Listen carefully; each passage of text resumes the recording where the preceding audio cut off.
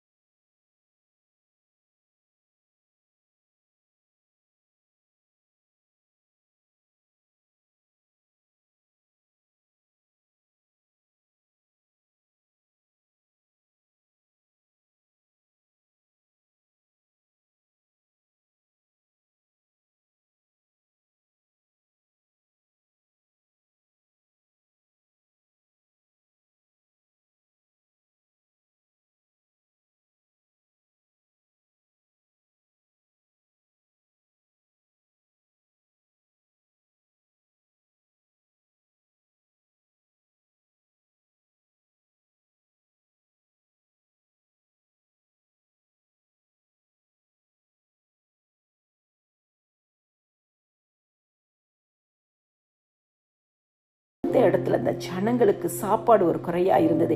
அந்த குறையை ஆண்டவர் என்ன திருப்தியாக கொடுத்து அனுப்புகிறாராம். நம்ம ஆண்டவராக இயேசு கிறிஸ்து வரும் பொழுது நீங்க ஏதோ ஒரு அற்புதத்துக்காக வந்திருக்கலாம், ஆனால் வேதம் சொல்லுகிறது மீதியான துணிக்கைகளை 12 கோடி நிறைய எடுத்தார்களாம்.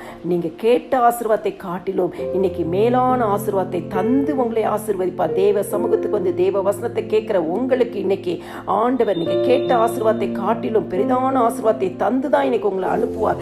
ஆண்டவருடைய சமூகத்துக்கு வந்திருக்கிற யாராக இருந்தாலும் வியாதியோடு வந்தீங்கன்னு சொன்னா இன்னைக்கு உங்களுக்கு சுகத்தோட திரும்ப செய்வார். கடனோட வந்திருக்கீங்கன்னு சொன்னா கடனை அடிக்கும் வழியையும் வருமானத்தின் பெருக்கத்தையும் தருவார். அதுக்குள்ள வழிகளை திறந்து தருவார். திருமண தடைகள் இருக்குன்னு சொன்னா அதை மாற்றுவார். குழந்தை பாக்கியம் என்று ஏங்கி கொண்டிருக்கிற ஒவ்வொருத்தருக்கும் கற்பத்தின் கண்ணியை கர்த்தர் கொடுத்து ஆசீர்வதிப்பார். சத்ருவின் கட்டுகளை உடைப்பார். மரண பயத்தை உடைப்பார். நெடுங்காலமாய் வியாதியில கஷ்டப்படுறேன்னு சொல்லி பயந்து கொண்டு இருக்கிற உங்களுக்கு ஆண்டவர் இன்னைக்கு ஒரு விடுதலையை தருவார். மரண கட்டுகள் மாறும். சிறைப்பட்ட யாரா இருந்தாலும் சிறையிருப்பின் கட்டுகளை உடைப்பார்.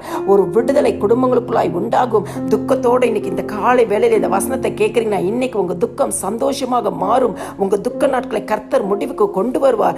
ஆண்டவராக இயேசு கிறிஸ்துவின் நாமம் அதிசயமானவரை நீங்க நோக்கி பார்க்கும் பொழுது அற்புதமும் அதிசயமும் நடக்கும். வியாதிப்பட்ட வந்தவர்களை மனதுருகி சொஸ்தமாக்கின தேவன் இன்னைக்கு உங்கள் மேலும் மனதுருக்கம் உள்ளவராய் இருக்கிறார். தேவையோடு வந்த ஜனங்களுக்கு அற்புதம் செய்த தேவன் உங்க தேவைகளை சந்திப்பார். இன்னைக்கு எந்த தேவைக்காக இருக்கிறீங்கன்னு ஆண்டவருக்கு தெரியும். தேவ சமூகத்துல காத்திருக்கிற உங்களுக்கு இன்னைக்கு அதிசயமானவர் அதிசயங்களை செய்வார். ஆமென்.